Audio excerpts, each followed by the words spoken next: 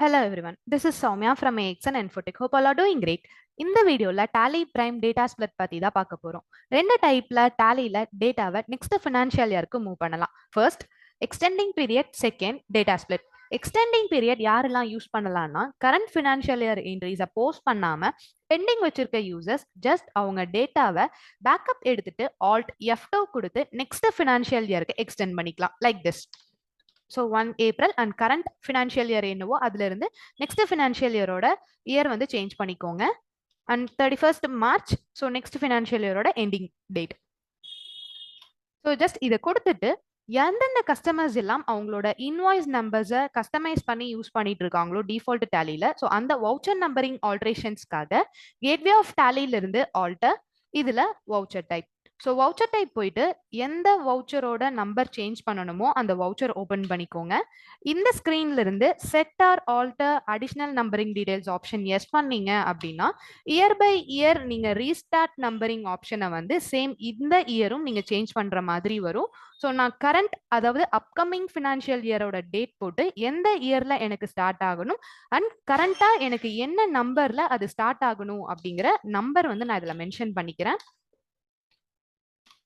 அதே மாதிரி ப்ரிஃபிக்ஸ் டீடைல்ஸும் நீங்க இதுல கொடுக்கணும்.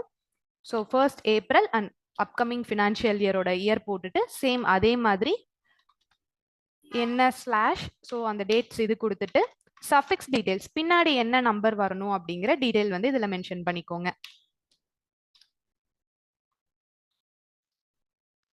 ஜஸ்ட் இதை அக்செப்ட் பண்ணிட்டு சேவ் பண்ணிக்கோங்க. அண்ட் இந்த backup and voucher numbering detailed video வந்துட்டு நான் டிஸ்கிரிப்ஷன்ல கொடுக்குறேன், kindly check it out that. Next வந்து பாத்தீங்க அப்படின்னா data split.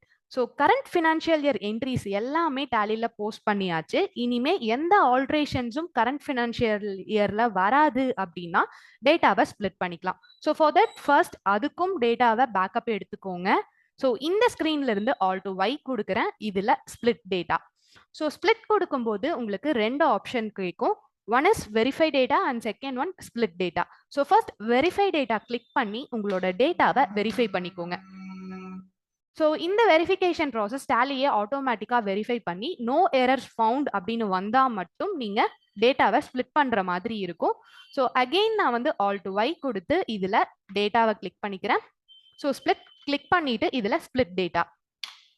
So split data கொடுத்ததுக்கு அப்புறம் ஸ்பிளிட் ஃப்ரம் அப்படிங்கிறதுல நீங்க என்ன பண்ணணும்னா நெக்ஸ்ட் ஃபினான்ஷியல் இயர், அதாவது அப்கமிங் ஃபினான்ஷியல் இயரோட மந்த் அண்ட் இயரை வந்து இதுல மென்ஷன் பண்ணிக்கோங்க.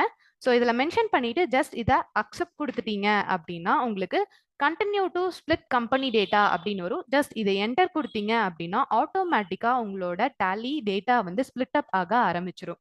So it takes time. உங்களோட என்ட்ரிஸ் அண்ட் டிரான்சாக்ஷன்ஸை பொறுத்து நீங்க எவ்வளோ என்ட்ரிஸ் போட்டிருக்கீங்கிறத பொறுத்து இந்த ஸ்பிளிட்டிங் ப்ராசஸ் டைம் எடுக்கும். ஆஃப்டர் ஸ்பிளிட்டிங் த ப்ராசஸ் உங்களுக்கு கம்பெனி டேட்டாஸ் வந்து இந்த மாதிரி எடுத்துட்டு வந்துடும். ஸோ AXN Infotech உங்களோட கரண்ட் ஃபினான்ஷியல் இயர் வந்து இதில் எடுத்துட்டு வந்துடும். உங்களோட அப்கமிங் ஃபினான்ஷியல் இயர் டிரான்சாக்ஷன்ஸ் எல்லாமே நீங்க இந்த கம்பெனிஸ்ல யூஸ் பண்ணிக்கலாம். ஸோ இப்போ நீங்க வவுச்சர்ஸ் எல்லாம் செக் பண்ணீங்க அப்படின்னாலும் எல்லாமே ஜீரோ டிரான்சாக்ஷன்ஸ்ல தான் இருக்கும்.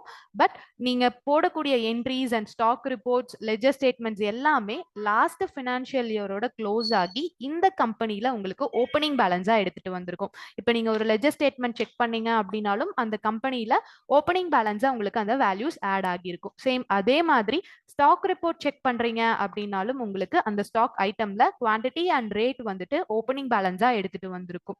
Hope everyone liked the video. இது மாதிரி டேலி ஃபீச்சர்ஸ் அப்டேட் தெரிஞ்சுக்க மறக்காம சேனலை சப்ஸ்கிரைப் பண்ணுங்க, கூடவே பெல் ஐகானும் கிளிக் பண்ணிக்கோங்க. Thank you so much.